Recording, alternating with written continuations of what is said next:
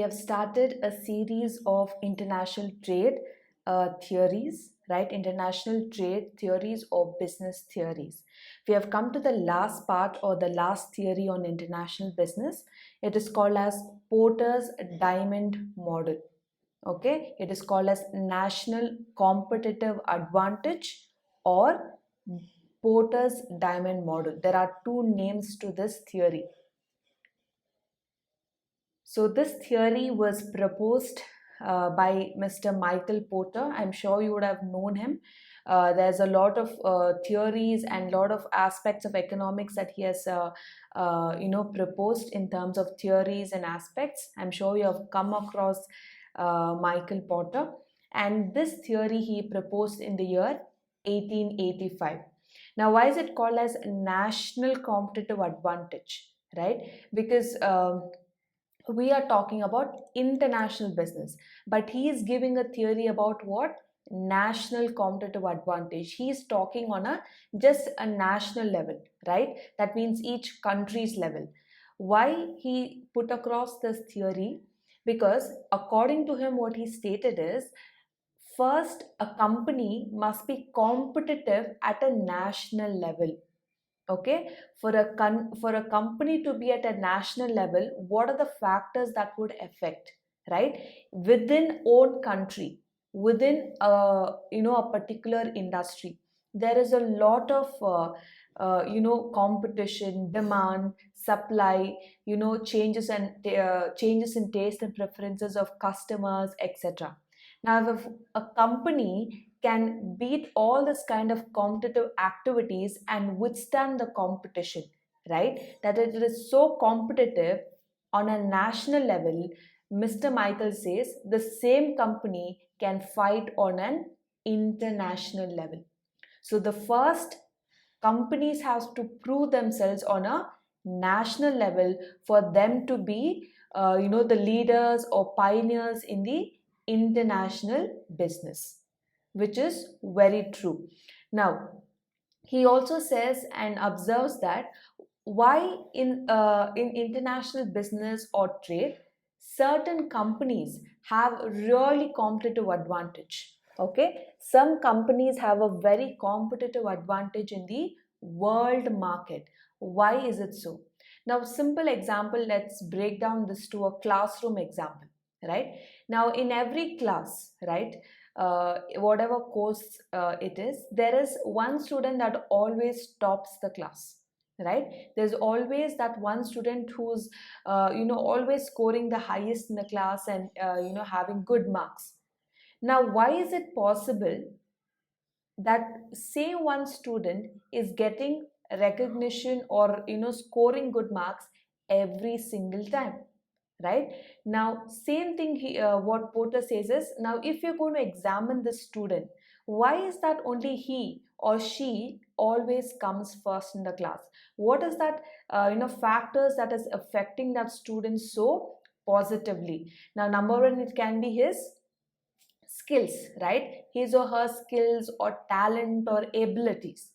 What are the other things that can be? Other things can be that there is a competition in the class, right? If you are the only one student in the class, there is no competition, right? If there's equally somebody out there in the student in the class who is doing better, then you will always have that healthy competition, right? I need to get better, I need to improve. There's always that urge to do better when there is a healthy competition in the classroom.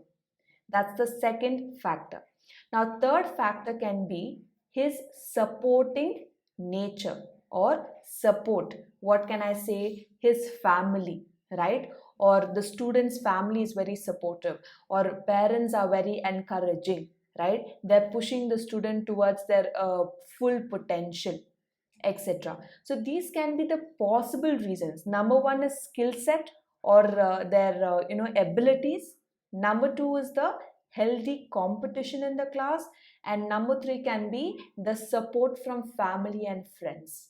Okay, now as we have taken this example of a classroom or of a student who tops the class every single time, same example I want you to remember and apply in this particular theory, where Michael observes that how can one single company every time or in the world trade always outstands in the performance of their business.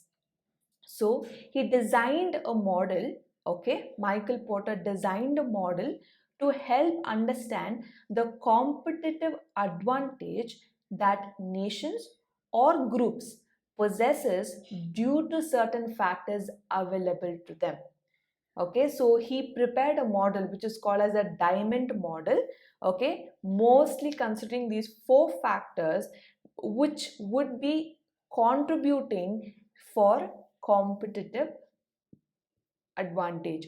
And he also tries to explain how governments can act as a catalyst to improve a country's position in a globally competitive economic environment. That means he says within a national level, if governments are encouraging or if governments are working out with the tax slab rates or import export rules and regulations, if this way the government is encouraging or putting across things much more easier or flexible, then it is easier for the companies to become more globally competitive.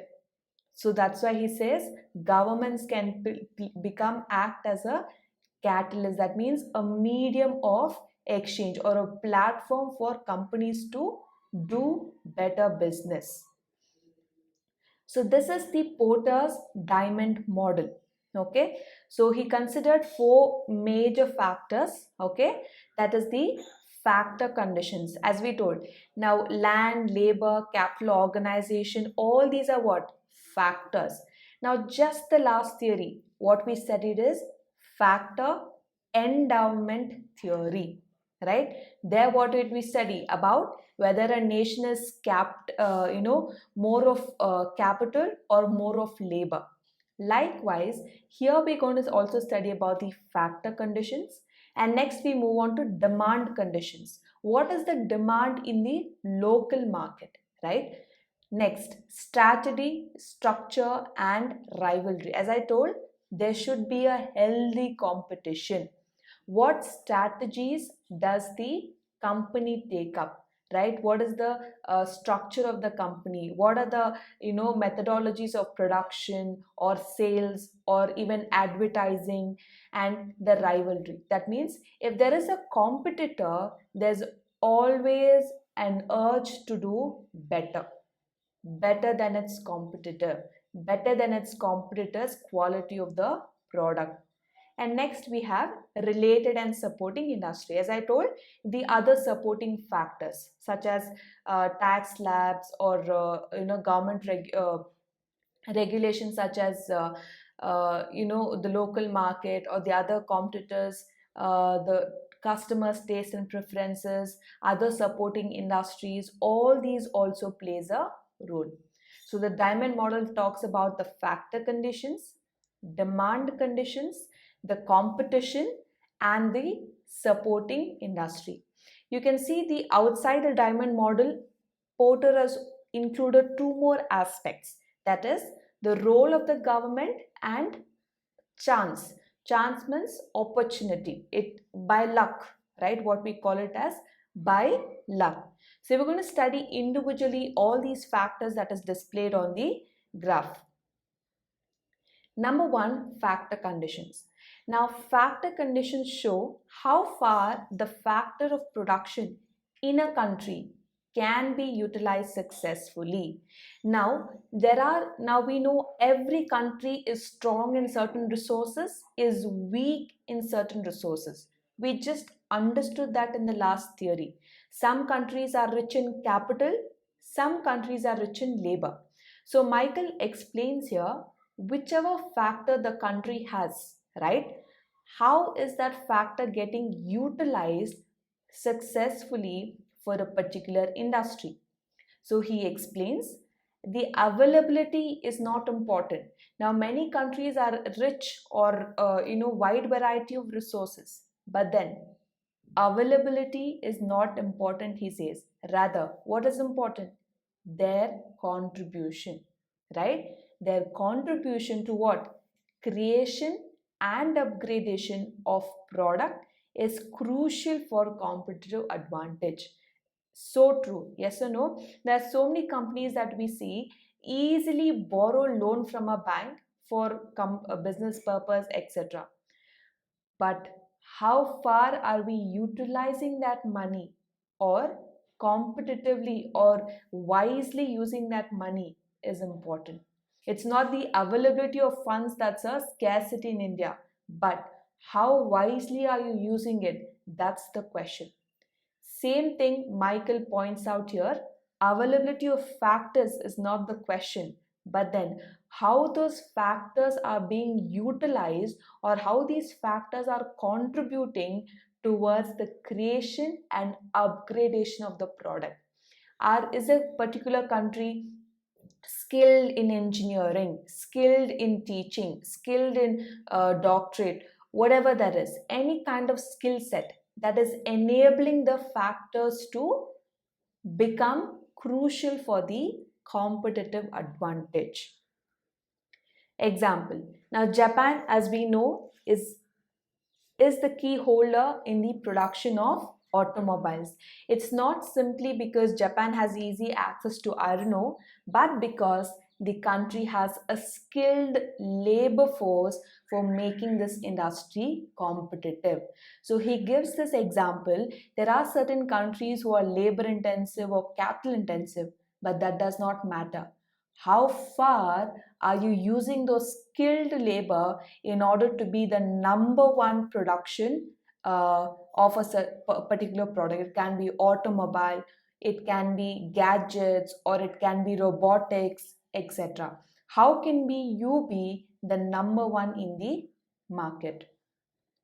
The second factor is demand conditions. The demand for product must be present in the domestic market from the very beginning of production. As I told you, when you start off as a company in the local market, that is in your home country, is there demand? Are people demanding for a particular product or a particular service?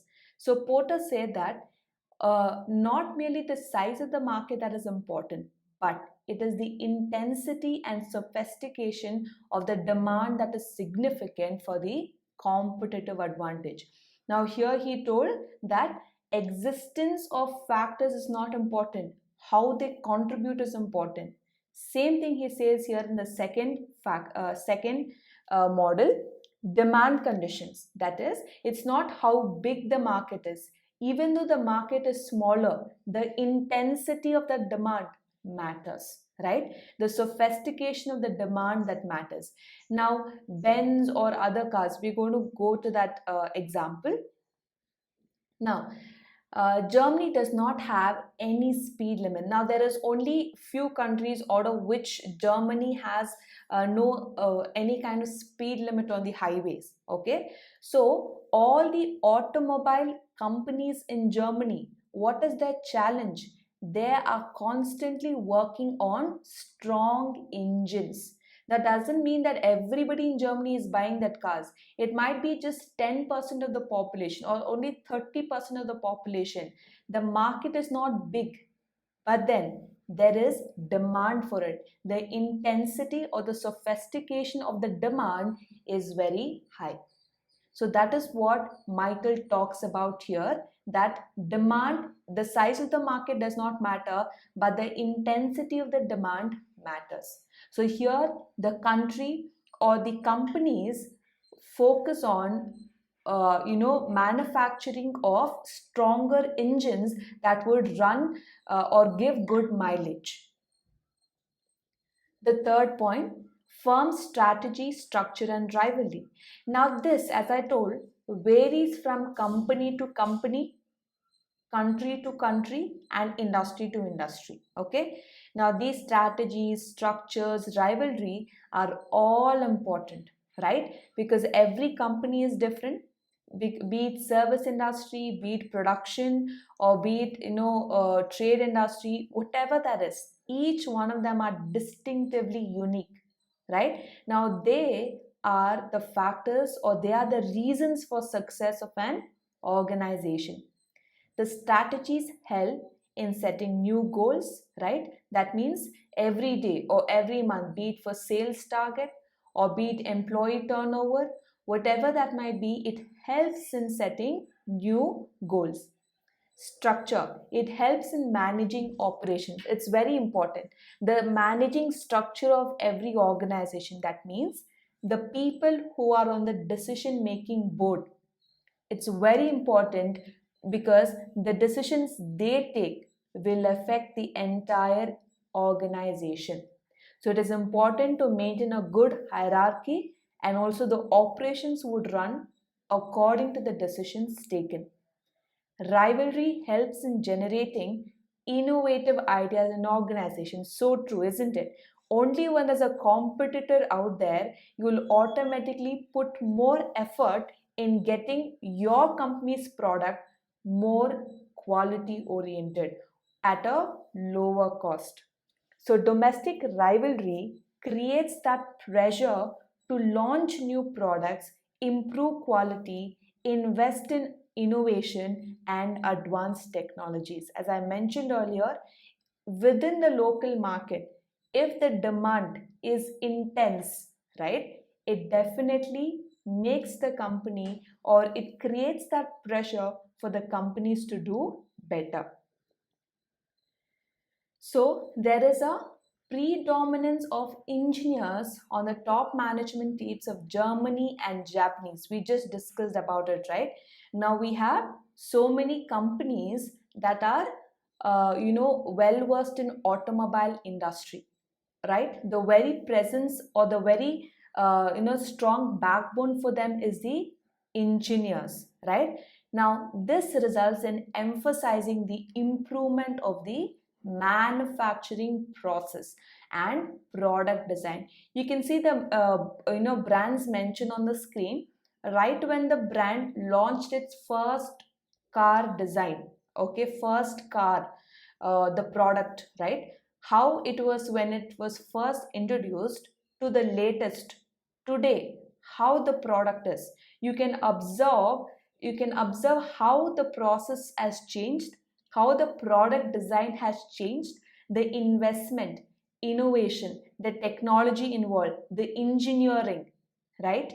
Everything has changed and has only got better year by year, or every product by product.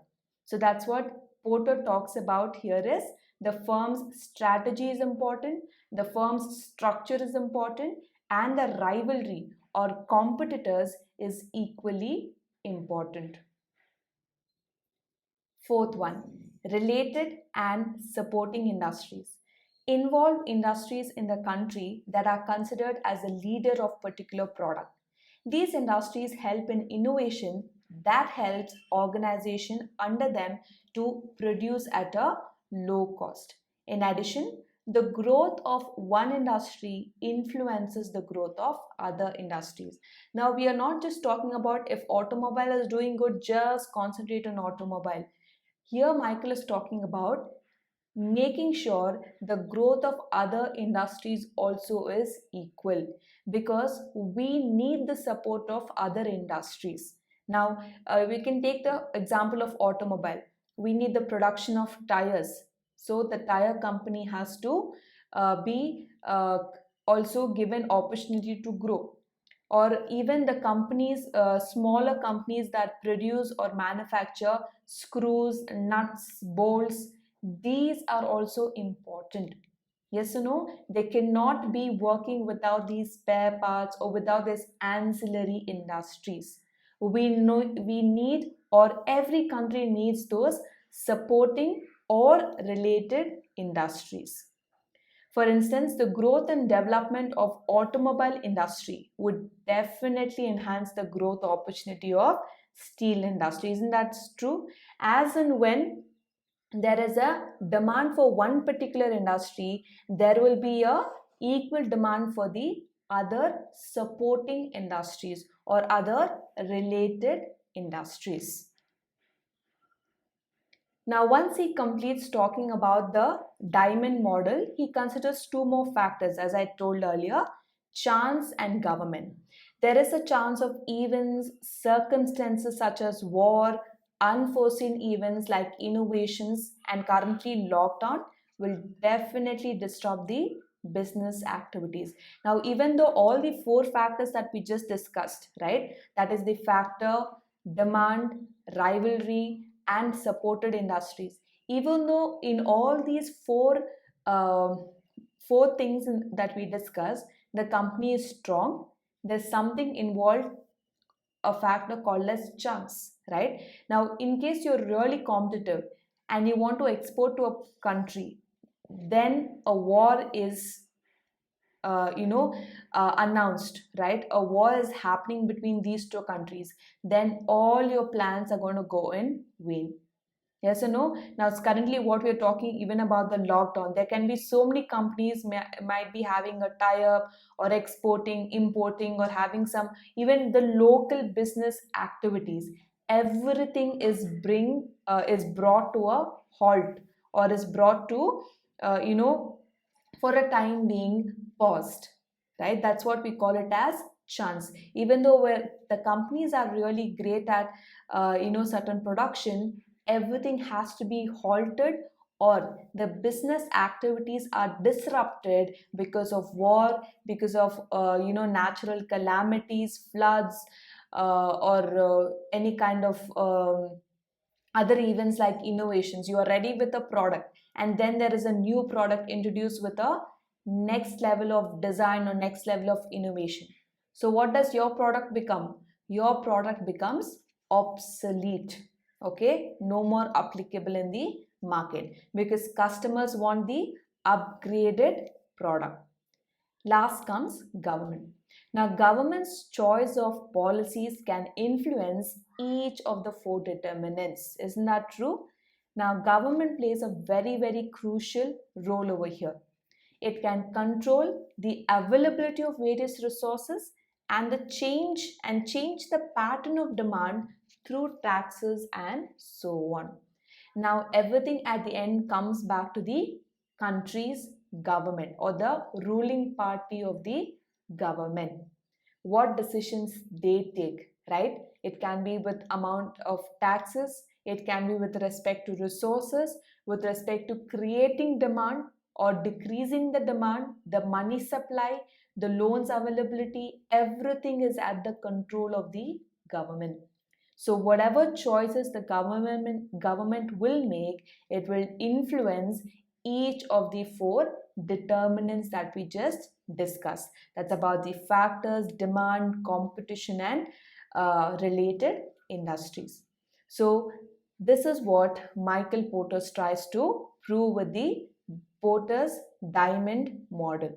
Okay, he says that companies have to be first competitive at a national level before moving on to an international level. Even when they move on to international business, there are two things that affect them: chance and government. Not just the government of home country he's talking about, he's talking about even of the government of the foreign countries. That is, if you're exporting to Germany or Japan or USA, the governments over there, the policies and regulations those respective governments take equally affects our business. So this completes our international trade theories.